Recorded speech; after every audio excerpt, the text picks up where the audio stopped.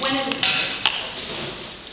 do you know what the initials FDR stand for? Do you know who this man is? Now, don't say anything. Anybody over 60 is not supposed to answer this. I want to know anybody under 60 that does not know who this person is. You don't need to know. This is Winston Churchill. I can't even see that. That class didn't know who he was. I learned this from a gentleman by the name of Tim Gagman. Charlie, where are you? Gogolin. He's one of the longest serving aides to President Bush. He spoke a week ago Thursday at the Mount Vernon Republican Women's. His subject was American patriotism, and he issued a challenge. I was going to put this at the end, but while they're passing out the forms, I'm going to issue this challenge to you. That the Virginia Federation of Republican Women, that the Republican Party of Virginia, and that the National Federation of Republican Women take on a challenge issued by this gentleman, that we make sure that our children, when they graduate from high school, know who FDR is, who JFK is, who, my God, Winston Churchill is, and what the Cold War is, and who won it. My husband being one of them. I'll bet Mike participated. I bet Billy did. I'll bet Ralph. They all know what they've done, even if it was at home in the political arena. That's our new challenge. We must ensure that our high school children come out of school not angry because they're finally learning of the things they were not taught, but proud of the things that they were taught. Amen. Now, I'm here to make a point today. Did I make a point? If I didn't, I can inject you with intelligence. All right. At the autumn of last year, the NFRW, that's the National Federation meeting in Indianapolis, am I not correct? They instituted the Dazzle Roadshow. Woohoo! I am one of its certified or certifiable participants. I ask you please not to open your papers until I tell you one by one. So you may, in fact, turn to page 1. That's your Caring for America page. I hope I did it in the right order. Because I didn't collate these, someone else did for me. Caring for America. What you're going to take out of this lecture on medical help for your local clubs. Medical help. Our state clubs. When there are awards issued, they are for a purpose.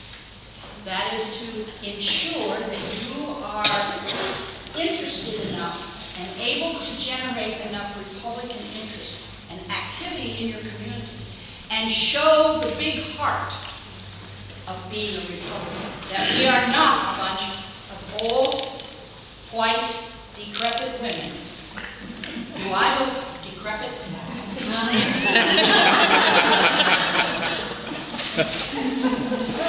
Don't answer that.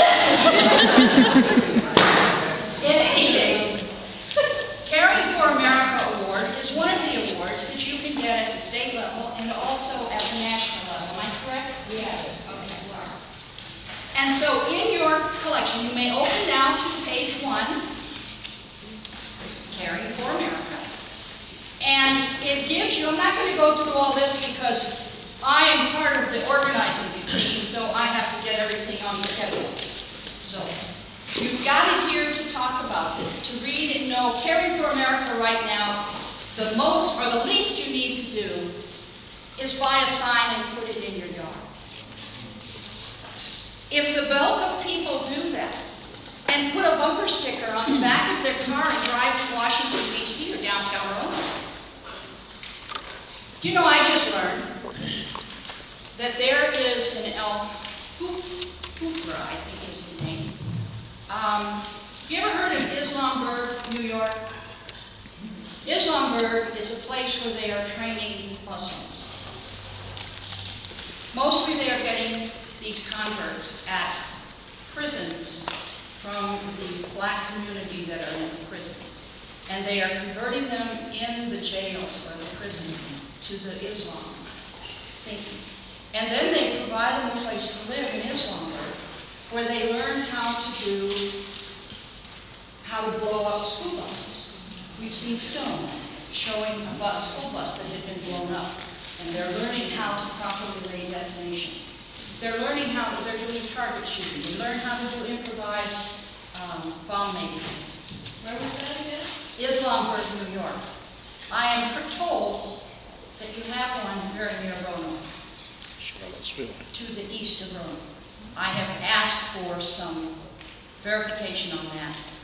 But even the very thought that there might be such a camp hidden in a hollow or hidden in a grove of trees. If you hear some place, if you're around some place where you are hearing regular shooting, that's not a shooting range. I'm not talking hunting season. But I'm not talking four-legged hunting season or birds. I'm talking about you and me. Are they practicing to hunt you and me? We got to make sure that's not happening in Virginia. And again, I'm going to lay a little challenge on our sheriff here. Sheriff Johnson, can you explore that for us? I'm sure the FBI or whatever are aware of it if it's there, but I think we need to know if that kind of thing is propagating itself in our midst. Yes, Mr. Martin. I've got an email through the American Family Association that says there is such a place down around Charlottesville in Charlotte County. They've even have a road that goes into their complex that City Council agreed to name, and it honors one of the murderers of the terrorist. And he tried to bring this out to the public, and of course they tried to levy false charges against him and all that, but it's right down close to Charlottesville from what I understand. See why you need a doctor? Okay, so take this page home with you, and when you're busy with your clubs, use some of this as talking points and see what you need to do. There are many, many aspects to this, and certainly our Caring for America's state chair, her name is Ginny Carroll. If anyone wants to reach her, just let me know and I'll get you connected with her. Page. Well, it's the next page in your packet. You see, I had to cut this down. I'm already late. This is NFRW fundraising tips. It's only the top part. The ones down at the bottom 2/3 of the page are different clubs that have done things. But at the top, it kind of explains what you can do. I'm not so sure that it's going to help a lot. The big complaint is phone calls. The big complaint are the mailboxes being filled, 8, 10, 15 demands a week for money in the numbers of 50, 100, 1,000. And that's, it's a turnoff to a lot of people who don't make a lot of money. I mean, Shenandoah County's mean income a year is about $32,000. So when you're asking people trying to live on $32,000 a year, and they're getting 15, 20 pieces of mail coming in the mailbox asking for $100, or you don't get to do anything or be recognized if you only donate 10 or 15. It's just we need to find other ways. Okay, now has everybody got a piece of paper? No, you're not there yet. Don't go yet. I need you to get, even if you draw on the back, what I want you to do is I want you to draw a pig. Pig? Just draw a pig. Do you need a pen? There's something in today's paper about a painting pig.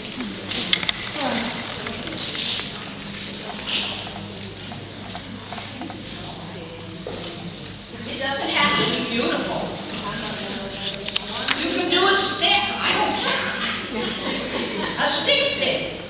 Are you Jennifer? I am. Jennifer, you got a pen? Well, we need a pen over here. We need somebody.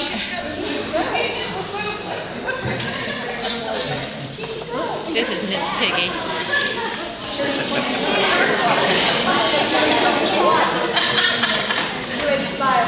And she's one of my dearest friends. Okay.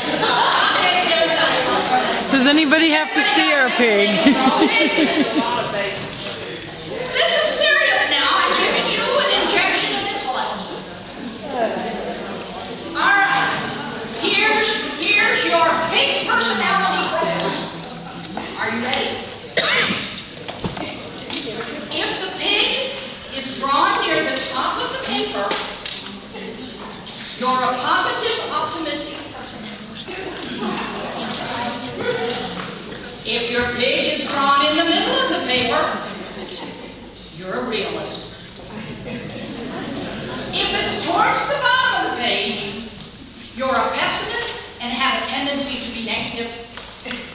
Now, you are definitely in need of an injection. So I'll take a line up here after the meeting is over and I'll inject you with some positiveness.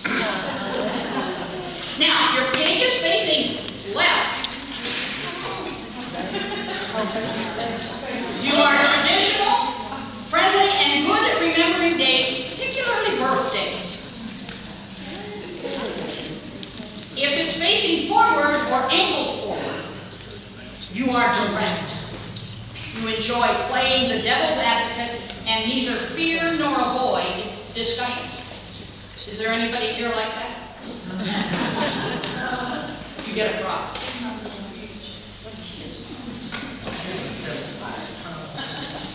My first one was facing forward. If you are facing right, you are innovative and active, but you do not have a strong sense of family, and you are not good at remembering dates. Now, do you have a lot of details? Do you have a tail on your pig? Yeah. Mm-hmm. All of you are so analytical, cautious, and distrustful. Now, if you just have a stick pig, you are emotional and naive, care little for details, and are a risk taker. If you've got four legs showing, you are secure and stubborn, and you stick to your ideals. With less than four legs, you are insecure, stubborn, or going through a period of major change. Now, do you have ears? Mm-hmm. Oh, yes. You have large ears? You're a good listener. The larger the ear, the better the listener you are. With a long tail, you have a good sex life. The longer the tail, the better it is. Yeah. What about a curly tail? Now, I don't attest to the accuracy of these results. That's good. Other than a guarantee that you had a little laughter and some fun. Next page, because I've got about 4.5 minutes. 1 plus 1. I ask you to read that. That is a program. If you're a member of a club, get one more.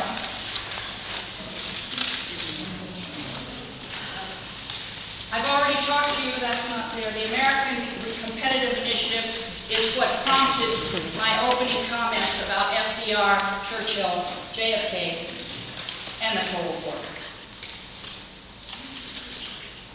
Now, do you have the Republican versus Democrat list? Let's go to that one. Yes. Cool. All right, number 1. Who thinks government is best when smallest? We do. Republican. That is the lowest. Are you not confident? I want to hear it better. Republicans. Who respects liberty of the individual? Republicans. Who thinks government should be all things to all people? Democrats.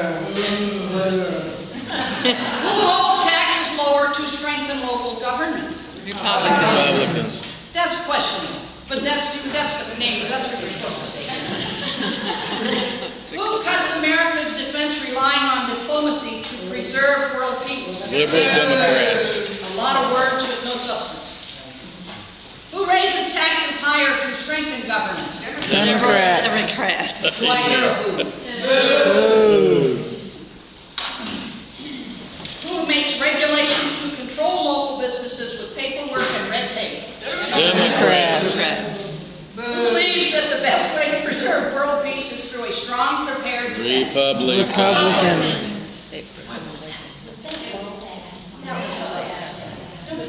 Let's give a Republicans. better. Who believes the free enterprise system is the key to individual and national prosperity? Republicans. Hey, we're dang it. Who uses regulation, red tape, and paperwork to make businesses safer for the people? Democrats. Who believes in the importance of family? Republicans. Who dictates more mandates from federal and state governments for education? Democrats. That's why they don't know who Churchill is.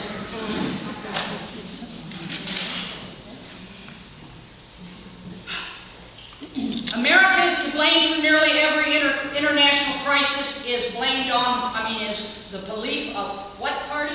Liberal Democrats. Liberal, and he said it. How about it? Do you not believe that? This is really quiet. Well, you skipped. Let me hear it. You skipped 13, that's what we're all. We're like, Oh! I am 13! See, it's the 13th! I will be married 50 years on the 13th of July, so 13 kind of buggles me. I'm sorry. Big Let's go back to 13. I need an injection. Involve local government in decision-making process for education. Republicans. Now, America is to blame for nearly every international crisis? Liberal Democrats. We have a lady who was born in France right here. What party believes that America is on a higher moral plane than countries led by dictators? Republicans. And who believes social programs help the needy and fill the traditional role for families? Democrats. Thank you very much. Y'all did good. Now, we've got an advocacy program that I'm going to have to bypass here. Please read it. Last item on my little agenda here. We're going to now do a professional quiz. Sandy, can you help with the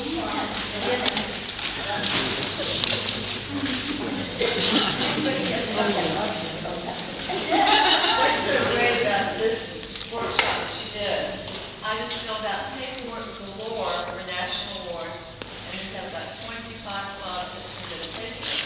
But I learned at that time that you adopted troops, and that you have done so many things, getting out the message that Republican women elect Republicans to office. So thank you, and in your 6 clubs, we want 6 gold awards. Absolutely. Next I time, completely agree with you. President and 5th District President. You got that? we have 25 Republican women who are running for office. Yay!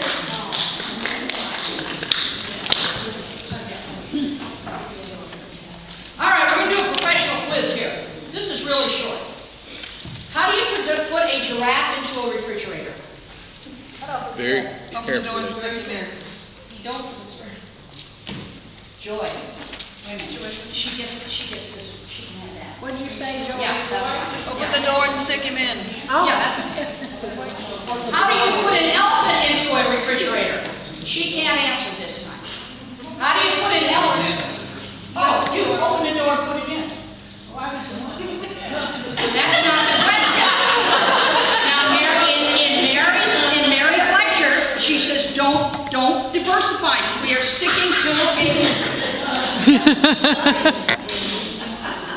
All right. How do you put an elephant into a refrigerator? Take the giraffe out, then put the elephant in. He just got Oh, no, that's not one, that's not one. No, no, no, Give me no. that back. No, no. Okay, okay, It's a hero's award. okay. This one, I need that back. I understand. Now I know what you have in this. The King Lion is hosting an animal conference. All the animals attend except one. Which animal did not attend? The king lion. He's hosting.